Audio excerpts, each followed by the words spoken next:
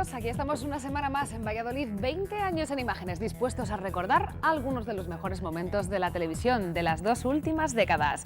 Hoy vamos a repasar algunos de los programas que han marcado un punto de inflexión y que a veces han sido realmente interesantes e importantes para todos ustedes. Vamos a comenzar por Hora Clave, donde actualidad y entrevistas se daban la mano de manera muy especial. ¿Qué tal, señores? Saludos. Viajamos hasta el año 2000 para recuperar un programa como Hora Clave, pegado a la actualidad, a los temas de interés y a las entrevistas con los personajes del momento. Bienvenidos a Hora Clave. Antonio Pellegrino, José Manuel Negro estuvieron al frente de este espacio que trataba de acercarse cada semana en profundidad a lo más relevante que sucediera por Castilla y León y por supuesto por Valladolid. En el primer programa que hemos elegido de nuestro archivo, 4 jóvenes universitarios charlaban sobre sus estudios y el futuro que les aguardaba. De entre ellos, una estudiante de Ingeniería Química representaba Valladolid. Paloma Calvo. La pueden ver, es jovencita, 22 años, estudia quinto de Ingeniería Química en la Universidad de Valladolid. Quinto de Ingeniería Química, eso es complicadísimo, ¿no? No, bueno, depende. Depende. Cómo te lo tomes también. Bueno.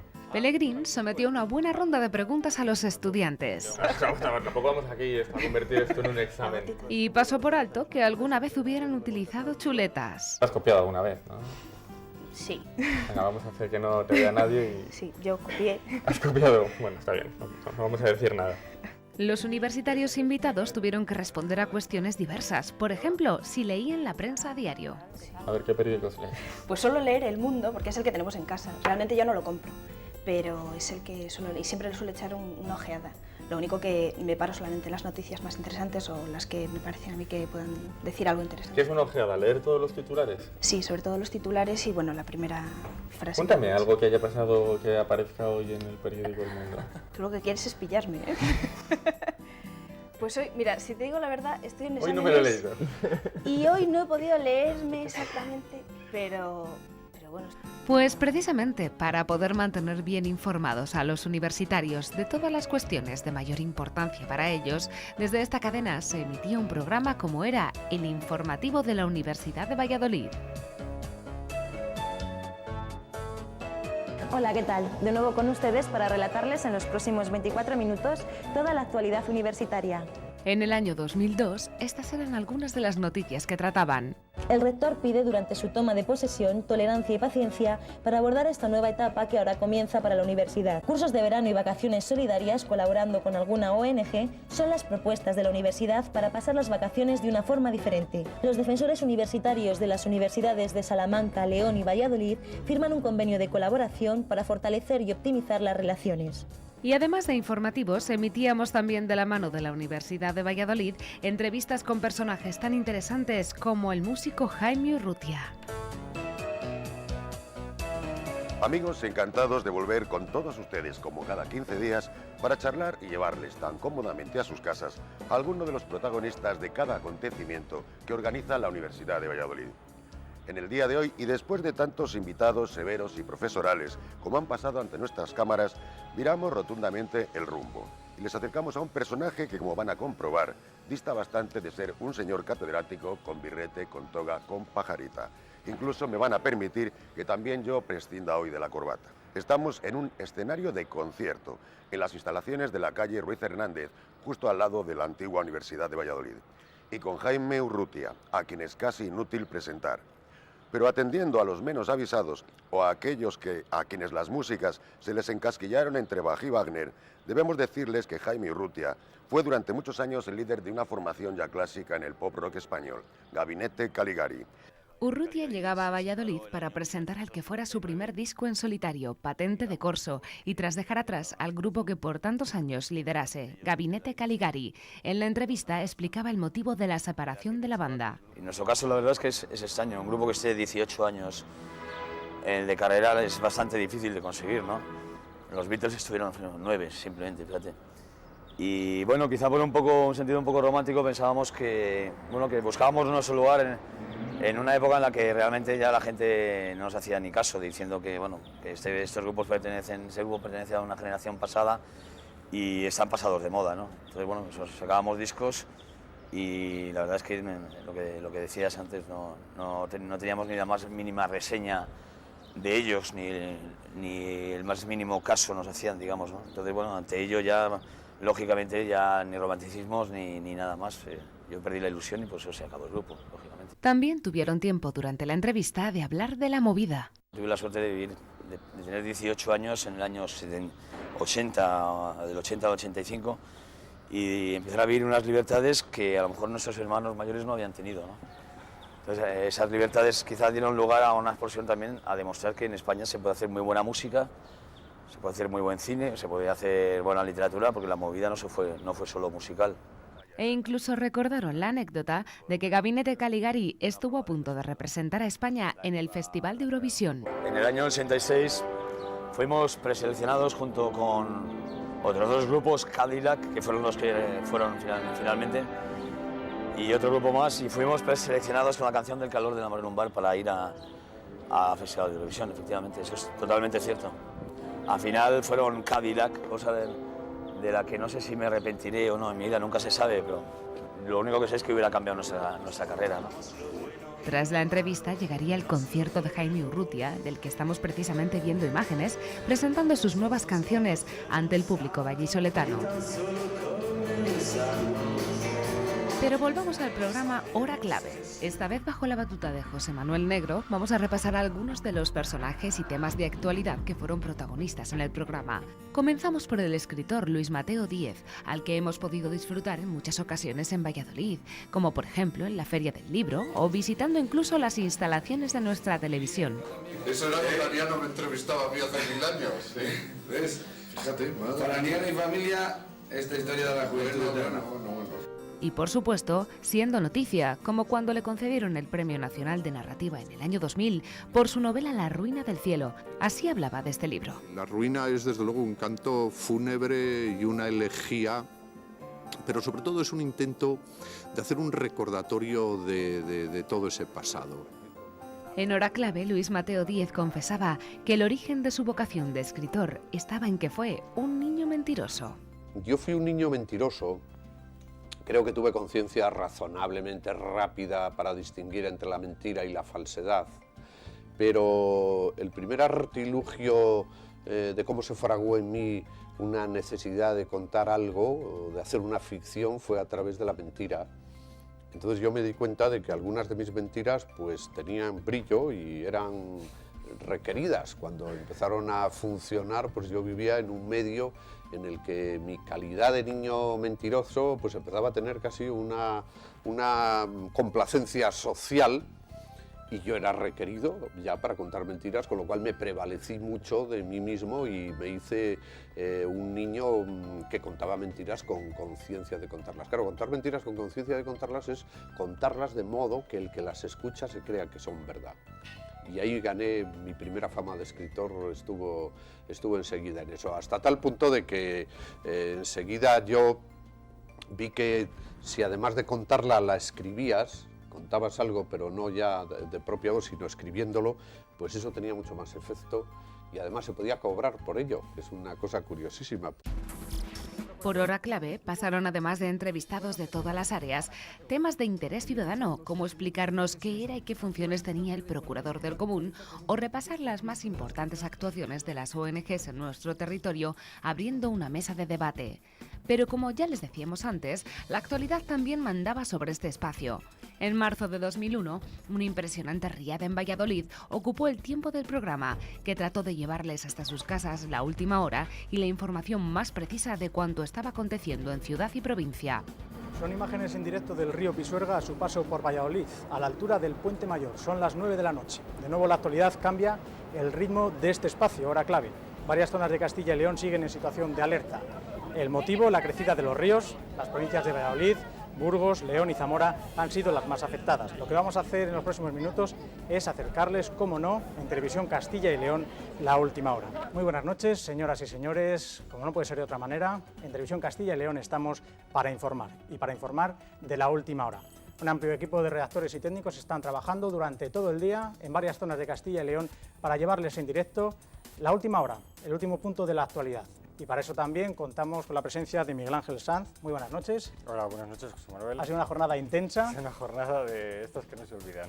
Por el plato de hora clave pasaron aquella noche invitados como el entonces delegado del Gobierno, Isaías García Monge. Yo creo que ha sido un día muy importante aquí en Valladolid y especialmente respecto de las actuaciones de Protección Civil, del Ayuntamiento, Policía y en general pues todas aquellas instituciones que tienen responsabilidades en Protección Civil. Tampoco podía faltar el alcalde de Valladolid. Javier León de la Riva, buenas noches. Buenas noches. El alcalde de Valladolid está con nosotros en este programa especial para toda Castilla y León, porque Valladolid sí que ha sido hoy noticia. Sí, no para bien precisamente, pero bueno. ¿Cuál es la situación ahora mismo? Bueno, afortunadamente el agua está remitiendo, el nivel del Pisuerga ha descendido sensiblemente y esperamos, si se cumplen todos los pronósticos meteorológicos y las previsiones de la propia Confederación Hidrográfica, que vaya disminuyendo y que, nunca mejor dicho, las aguas vuelvan a su cauce. Yo no sé si el alcalde recuerda alguna situación similar que se haya producido en Valladolid. Bueno, yo ya tengo años, ¿verdad?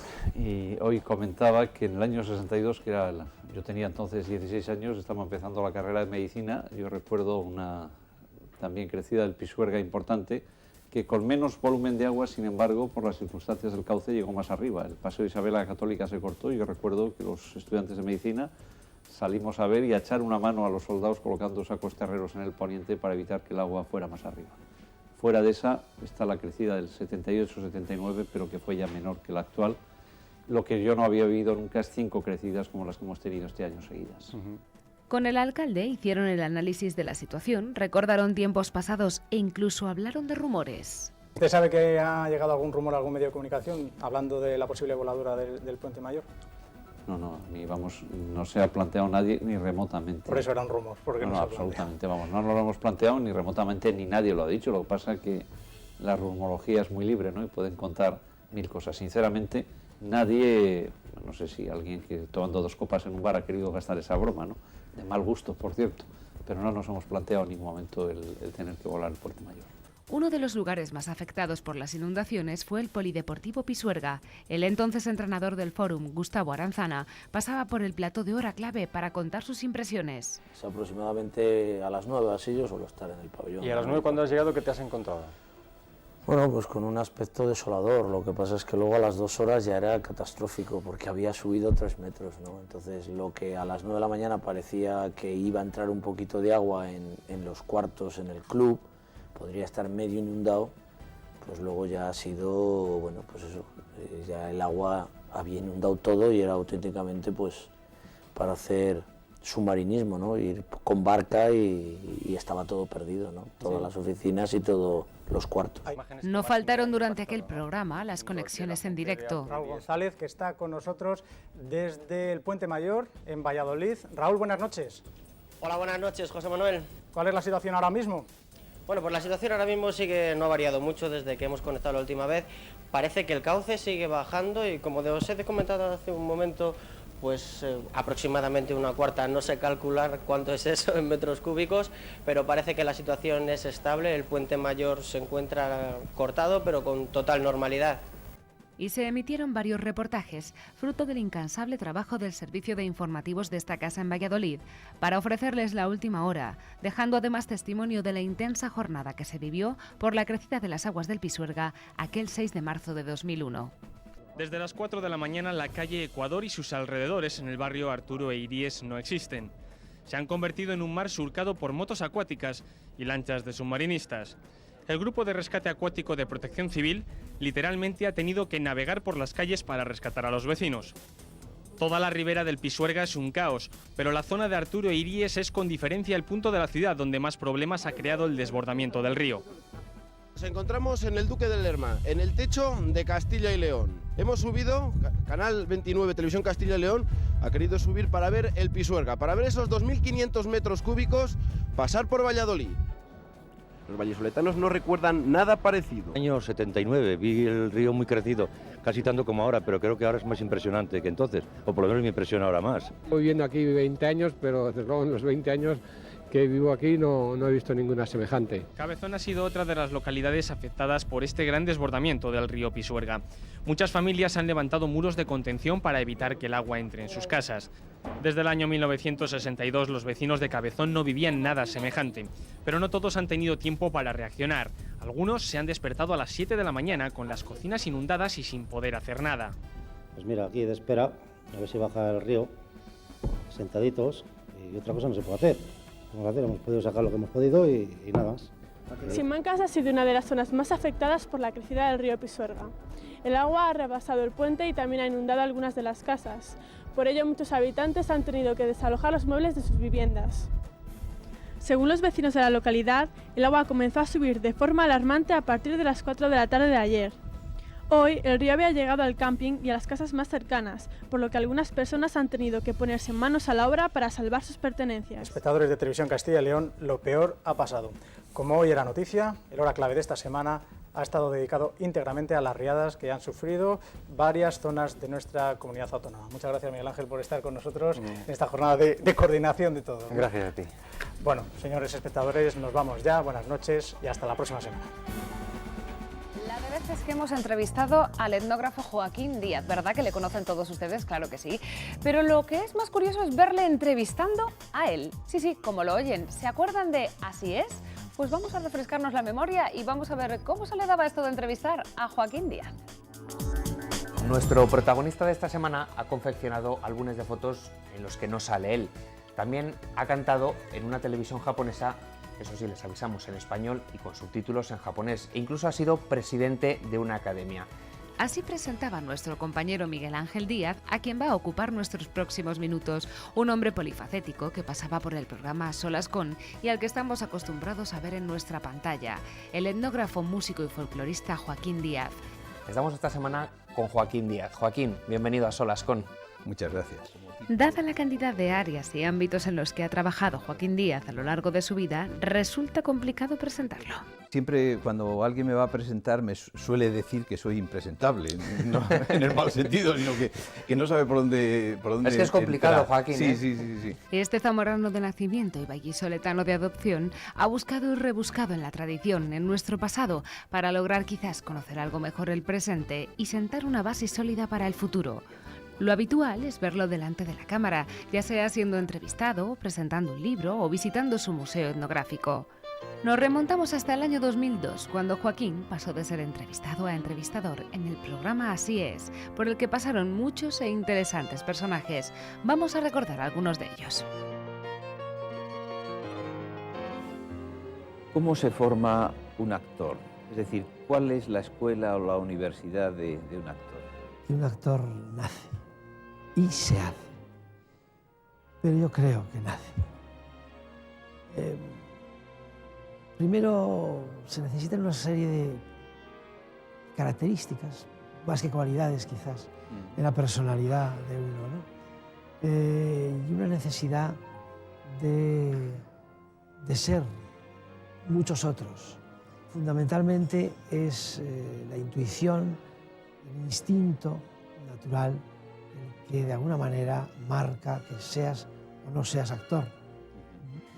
Aunque las comparaciones dicen que son odiosas, a mí se me ocurre que algunos de los elementos que pueden aparecer en héroes de Homero o de cualquier narrador o escritor que habla sobre los personajes del mundo clásico están también en Tolkien. Sí, no, yo creo que sí, que en efecto es así. O sea, Tolkien realmente es un hombre que conoce perfectamente todo ese mundo.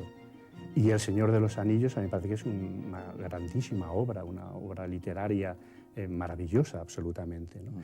Y sí que yo creo que tiene mucho que ver su mundo, por ejemplo, con un mundo como el de Homero, en la medida en que es un mundo que se sitúa en un tiempo remoto, no exactamente definido, que no es exactamente el tiempo histórico, que es incluso un tiempo anterior a la historia. No está contando historias realmente reales, ¿no? El Señor de los Anillos trata, como por ejemplo como la Ilíada, de temas tan esenciales como el poder, como, no sé, como la amistad. Es decir, son temas absolutamente básicos que forman parte de los dos relatos, ¿no? Y a mí en ese sentido me parece que Tolkien es un autor muy importante y además me parece estupendo que tenga el éxito que tiene, sobre todo entre los jóvenes. Un creador musical siente dolores de parto al concebir una obra, es decir, ¿duele tanto construir algo artístico o no es para tanto? Yo creo que no es para tanto. Hay cierta angustia, cierto temor, a no repetirte, a que lo que hagas valga realmente la pena. Pero yo creo que es exagerado mucho. Dolores no se sienten. Dolores en exceso. Como decía aquella señora, lo malo es París, ¿verdad, señor? Exactamente. Un disco es como el lienzo o un cuadro acabado para un pintor. Pinta su cuadro, lo expone, viene uno, lo compra, se lo lleva y se acabó. Ya el pintor no puede luego ir a la casa del paisano que ha comprado el cuadro y dice, oiga, me gustaría, porque no crea usted, no me acabo de convencer. Y digo, no, este cuadro no me lo toque, para empezar, es mío. Sin embargo, una canción, cada vez que la cantas, está renaciendo, ¿no? Y esa es la ventaja que yo veo que tenemos cuando interpretas en directo las cosas, ¿no?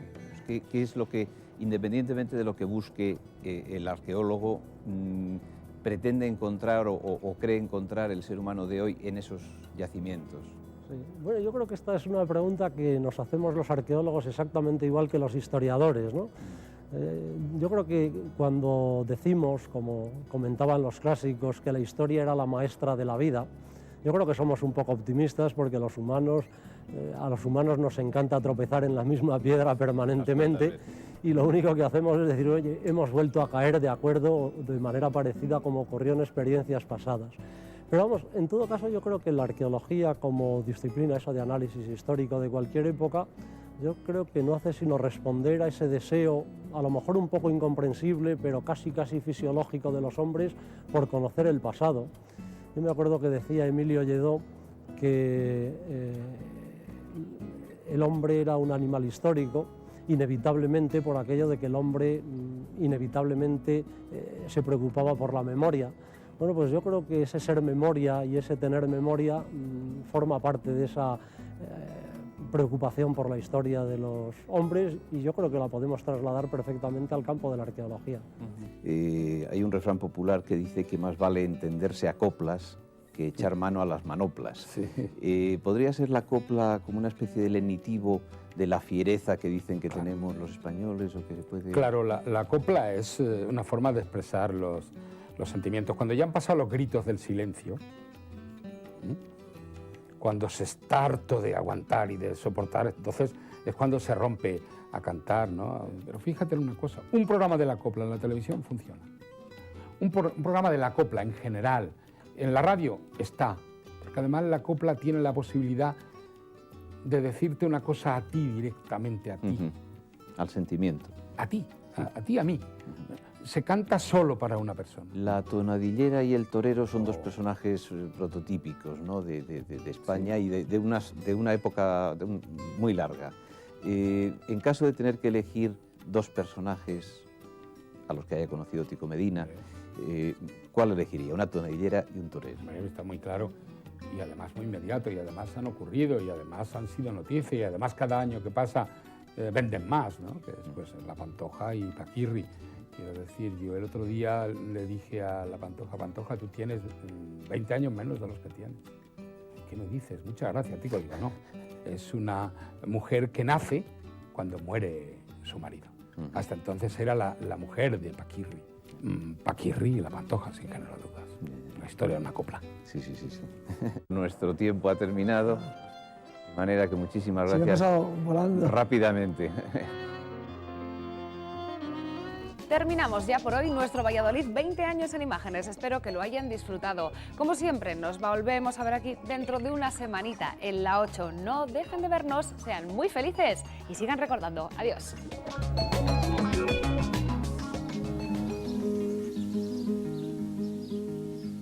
Madrugaba el conde Olinos, mañanita de San Juan, a dar agua a su caballo a las orillas del mar.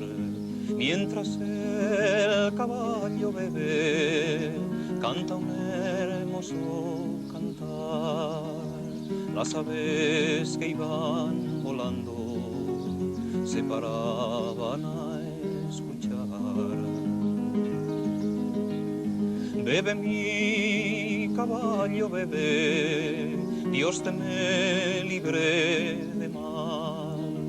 de los vientos de la tierra y de las furias del mar. La reina lo estaba oyendo desde su palacio real. Mira, hija, cómo canta la sirena de la mar.